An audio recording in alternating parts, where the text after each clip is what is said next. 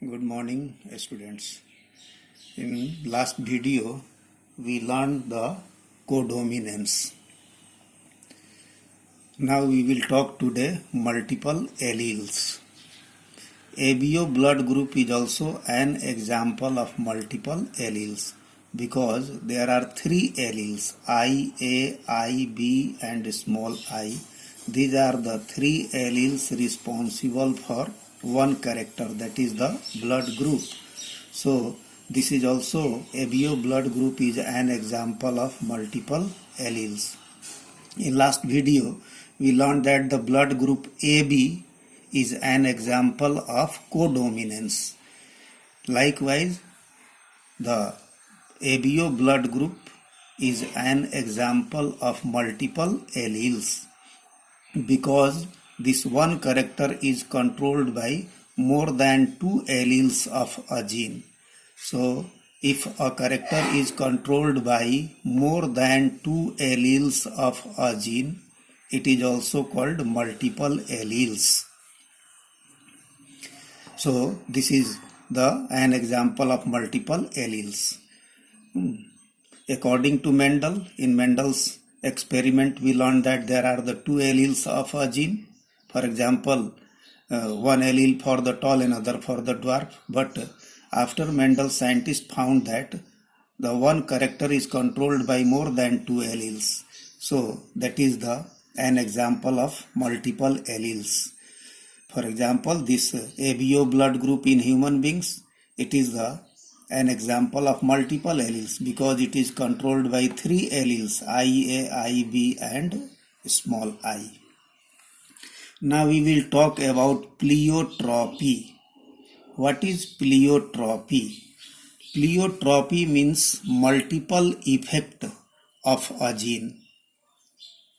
In Mendel's experiment, we learned that the one gene control one character, but now there are many genes which shows multiple effect, multiple phenotypic effect.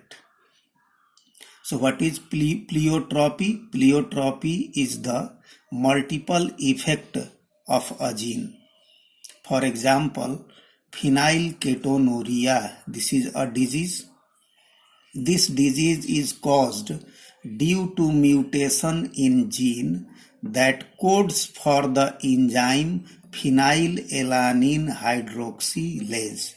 So, a gene which is responsible for the synthesis of an enzyme, the name is the phenylalanine hydroxylase enzyme.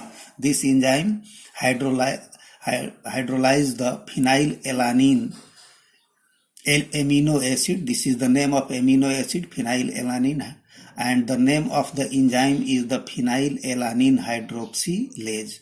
So a gene which is responsible for the synthesis of an enzyme phenylalanine hydroxylase, if there is any mutation or change in that gene, it causes a disease called phenylketonuria. But the symptoms shown are the mental retardation, reduction in hair, skin pigmentation. Here there are the three phenotypic effects of the same gene. The gene which was responsible for the synthesis of phenylalanine hydroxylase, that is, this enzyme is needed for the metabolism of phenylalanine amino acid, but if there is any mutation or change in that gene, causes a disease called phenylketonuria, and there are the three symptoms here written of this disease: mental retardation, reduction in hair, skin pigmentation. So this is the multiple effect of same gene.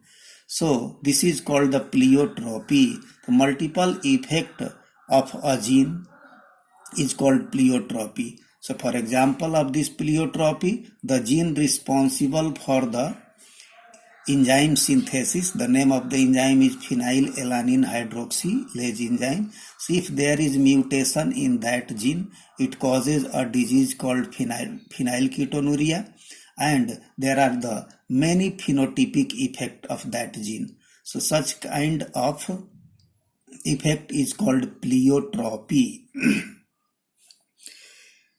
One more example also we can talk. A starch synthesis in pea seeds. This is also showing as many effect. A starch synthesis in pea seeds. Same gene controls two traits, seed shape as well as size of starch grains. So one gene responsible for the two phenotypic traits, that is the seed shape as well as the size of starch grains. So this is also showing the multiple effect. There is the two effect of the same gene. The gene which is responsible for the synthesis of a starch grain also responsible for the seed shape also. So now there are two alleles of that gene which is responsible for the synthesis of a starch in pea seeds. The alleles are capital B and a small b. So these are the two alleles of same gene, the gene which is responsible for a starch synthesis in pea seeds. So there are the two alleles, that is the capital B and a small b.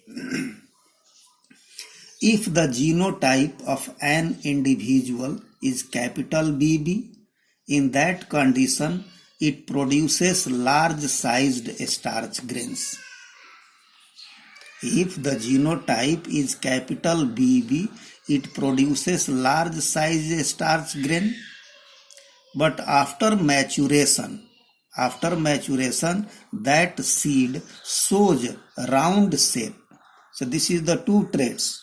One is the large size of a starch grain, another one is the shape, that is the round.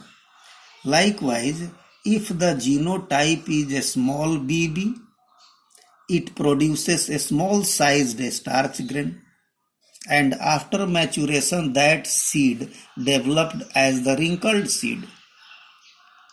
Likewise, if the condition of genotype is heterozygous, means both alleles are present together, that is capital B and a small b, in that condition it produces intermediate sized starch grains.